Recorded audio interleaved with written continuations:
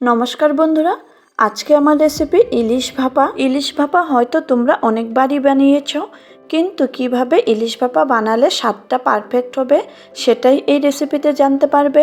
যার জন্য আমি এখানে 1 চা চামচ হলুদ সর্ষে, 1 চা চামচ কালো সর্ষে ও হাফ চা চামচ পোস্ত আধা ঘন্টা আগে ভিজিয়ে রেখেছিলাম। এবার এইটুকু একটি মিক্সিং জারের মধ্যে নিয়ে নিচ্ছি। সাথে হাফ ইঞ্চি আদা ছোট করে কেটে দিয়ে দিলাম, আর দিচ্ছি সামান্য একটু পরিমাণে পেঁয়াজ কুচি। ঝালের জন্য দিয়ে দিলাম 5টি কাঁচা লঙ্কা। কাঁচা লঙ্কার পরিমাণ তোমরা ঝাল যেমন খাও কম বেশি সেই হিসেবেও দিতে পারবে। এবার দিচ্ছি 4টি কাজু বাদাম। হাতের কাছে কাজু বাদাম না থাকলে সেই ক্ষেত্রে 1 চামচ চারমগজও দিতে পারবে।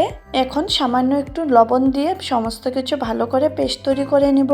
যে টিফিন বাটিতে ইলিশ মাছের ভাপা তৈরি করব সেই টিফিন বাটির মধ্যে মশলার পেস্টটুকু ঢেলে নিচ্ছি।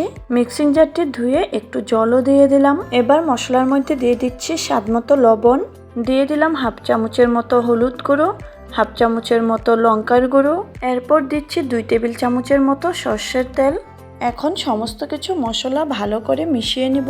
এখানে একটি রিকোয়েস্ট করব, যদি আমার ভিডিওটি দেখে ভালো লেগে থাকে একটি লাইক করে দিও। আর তোমরা যারা আমার চ্যানেলে নতুন করে ভিজিট করেছো চ্যানেলটিকে সাবস্ক্রাইব করে পাশে থাকার অনুরোধ রইল।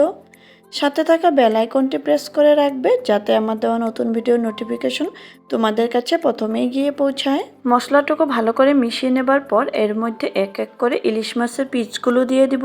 মাছগুলো আমি নুন হলুদ মেখে আধা ঘন্টা আগে মেরিনেট করে রেখেছিলাম।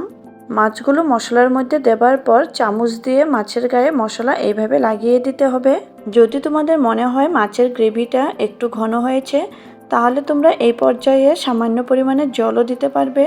সেটা তোমাদের উপর ডিপেন্ড করে যে তোমরা মাছের গ্রেভিটা ঘন খেতে চাও না একটু পাতলা রাখবে। ওপর থেকে দিয়ে দিচ্ছি কয়েকটি চেরা কাঁচা লঙ্কা ও 1 চামচের মতো সর্ষের তেল।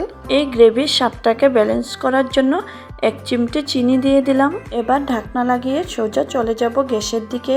গ্যাসে কড়াই একটির মধ্যে স্ট্যান্ড বসিয়ে জল গরম করে নিয়েছি। এবার টিফিন বাটিটি এই স্ট্যান্ডের উপরে বসিয়ে দিব।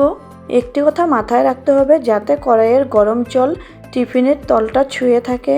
এখন এটাকে ঢাকনা লাগিয়ে মিডিয়াম ফ্লেমে 20 থেকে 25 মিনিট ভাপ দিয়ে নিব।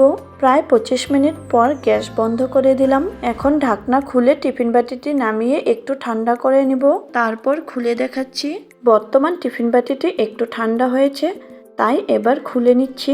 দেখো বন্ধুরা, ইলিশ মাছের ভাপা দেখতে যেমন লোভনীয় হয়েছে, এইভাবে বানালে খেতেও কিন্তু দারুণ স্বাদের হয়। আশা করছি তোমরা একবার হলেও ইলিশ মাছের ভাপা এইভাবে বানিয়ে দেখবে।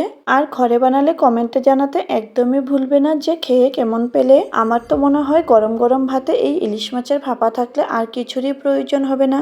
এইরকম সহজ রেসিপিগুলো দেখতে চাইলে আমার চ্যানেলটি অবশ্যই সাবস্ক্রাইব করে রাখবে। তাহলে আজকের মতো আসি, আবার আসবো নতুন কোনো রেসিপি নিয়ে। ততক্ষণের জন্য বাই অ্যান্ড টেক কেয়ার।